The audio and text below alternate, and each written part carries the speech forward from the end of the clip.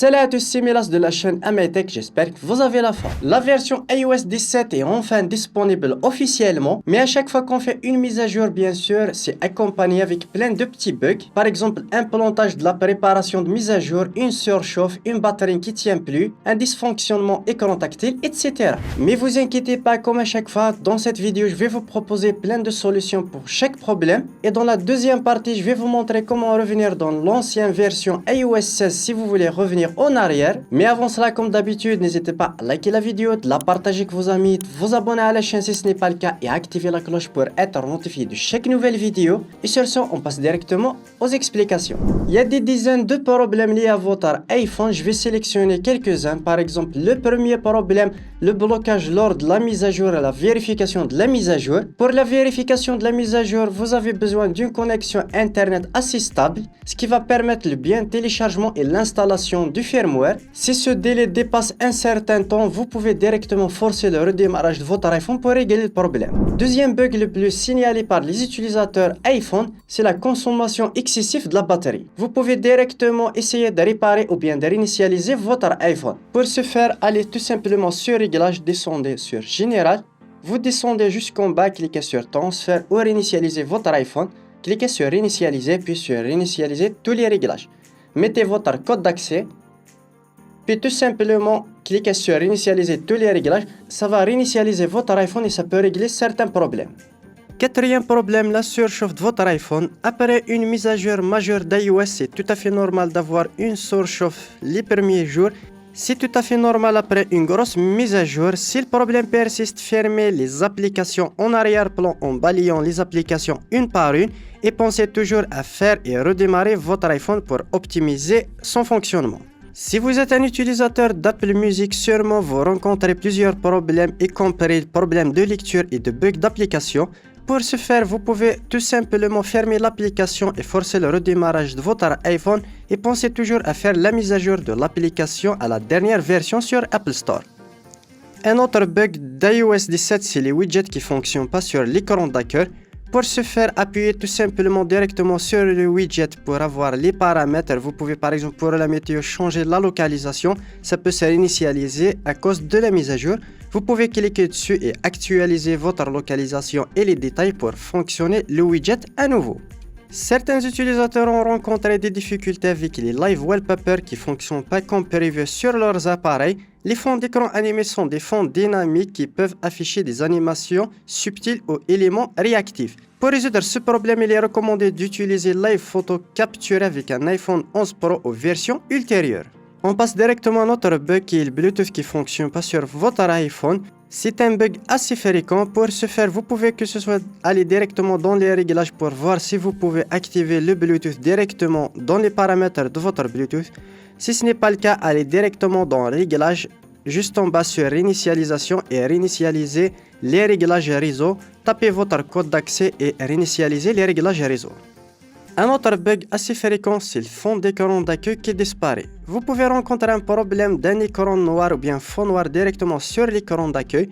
Pour ce faire, vous pouvez soit forcer le redémarrage de votre iPhone ou bien tout simplement de le réinitialiser. Si vous avez fait la mise à jour et que la sauvegarde iCloud ne fonctionne pas sur la version iOS 17, vous pouvez tout simplement que ce soit aller dans les paramètres sur votre compte Apple, cliquez sur iCloud et vous pouvez l'activer directement, synchroniser les images et faire une restauration ou bien une sauvegarde automatique. De nombreux utilisateurs ont signalé que leur Face ID ne fonctionne pas correctement après la mise à jour vers iOS 17, en particulier l'iPhone 11 avec iOS 17 comme mon cas. Vous pouvez vérifier les appareils pris en charge, réinitialiser l'identification du visage ou bien réinitialiser les paramètres sur votre iPhone.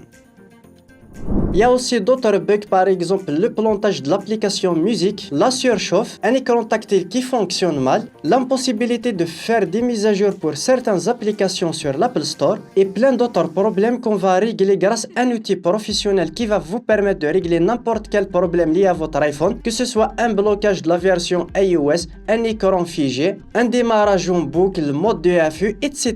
Et pour ce faire, on va utiliser le logiciel de chez Tenorshare Reboot. C'est un logiciel simple et intuitif qui va vous permettre de régler n'importe quel problème lié à votre iPhone, iPad, Apple TV. Le lien de téléchargement est dans la description. N'hésitez pas à checker le lien, télécharger et le tester. Le lien de la page officielle est dans la description. Vous pouvez voir toutes les options qu'offre ce logiciel professionnel qui est Tenorshare Reboot.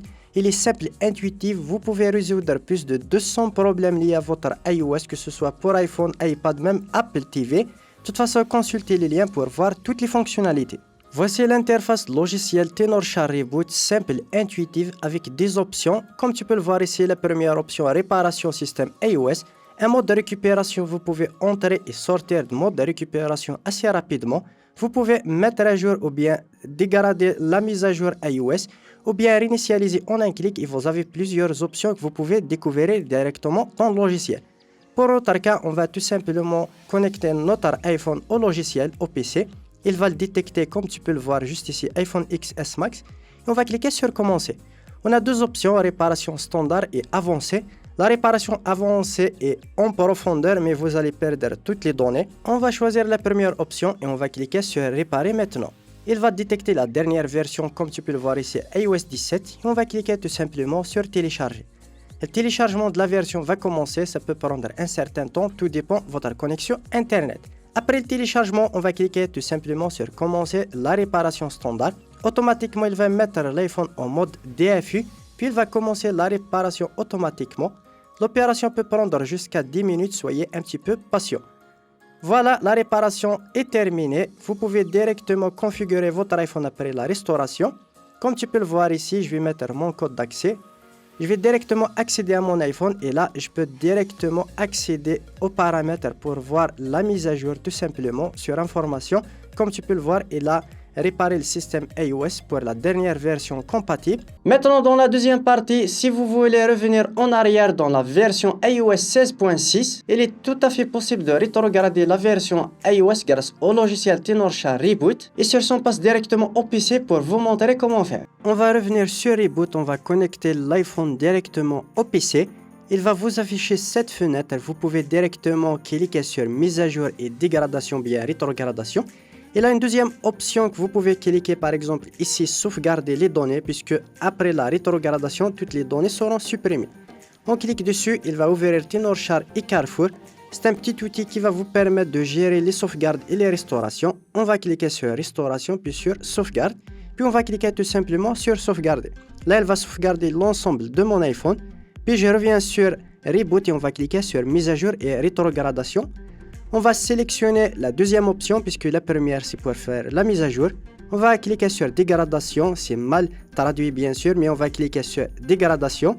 On attend un petit peu, puis on va cliquer tout simplement sur télécharger pour télécharger la version précédente 16.6 comme le cas ici. On attend la fin de téléchargement, ça peut prendre un certain temps. Et puis on va commencer directement la dégradation, bien la rétrogradation en cliquant sur commencer. On va continuer directement en cliquant juste ici. L'opération va commencer automatiquement. Ça peut prendre entre 5 à 10 minutes. Soyez un petit peu patient. L'iPhone va être restauré. Il va rétrograder la version iOS.